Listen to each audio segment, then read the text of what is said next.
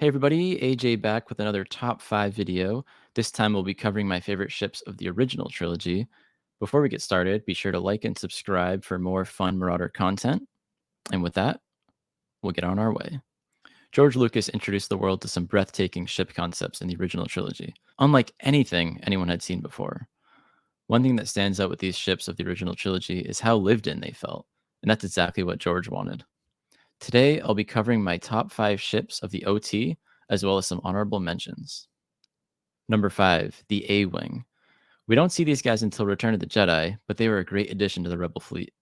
Known mostly for their speed, the A-Wings were a crucial part in bringing down the Death Star too, the Empire, and Admiral Piet. R.I.P. I don't know why, but I'd say the A-Wing probably has the most spaceshipy look to it among ships from the original trilogy. It's basic, yet beautiful. In Star Wars Squadrons, the A-Wing would always be my top choice, and it happens to be the only LEGO Ultimate Collector's Series ship I own. So, of course, it had to make it into my top 5. Gotta love the A-Wing. Number 4, the X-Wing. The A-Wing may be a basic ship, but it doesn't get any more basic than the X-Wing. And I mean that in a good way. Almost every kid watching the original trilogy dreamed of zooming around with Luke Skywalker in an X-Wing. It's classic Star Wars fun. I mean, who doesn't love an X-Wing? It's a timeless design, and while this video is just covering the originals, it's cool to see the progression of the X-Wing into the sequel trilogy. I can recall so many memories of flying an X-Wing around in Rogue Squadron, or assembling the LEGO version together as one of my first sets ever as a kid. That mustache technician, though, whew! When plotting out my list, I nearly put the X-Wing as my top choice, but the 3 ships ahead of this were hard to pass. Number 3, Vader's TIE Advanced. On screen, we only get to see Darth Vader fly his specialized TIE fighter for a few minutes in A New Hope, but boy did it leave an impact. It's not just awesome to see Vader's flight skills as he takes out what seems to be 75% of the pilots the Rebellion has to offer, but the design of the TIE is the best of the trilogy. Compared to the regular Imperial TIEs, it's the only one at the time that had hyperdrive and shields. Okay, you know what? It's mostly cool because it's Vader's ship. Number 2, the Slave One. Maybe one of the most unique ships in not only the original trilogy, but all of Star Wars. This fan favorite debuted with its badass owner Boba Fett in The Empire Strikes Back.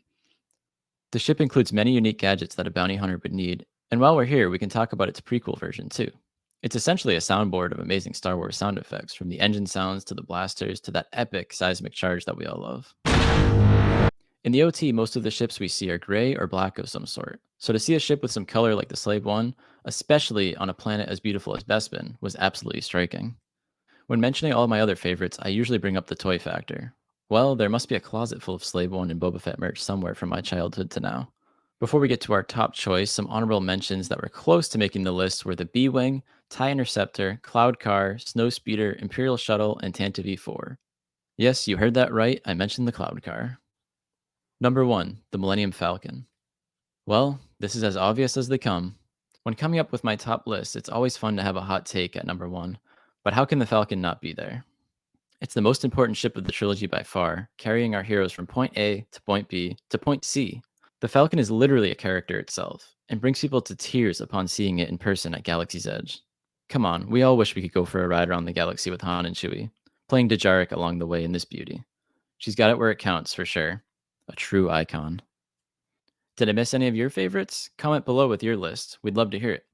I'll be back next time to list my top 5 sequel trilogy ships.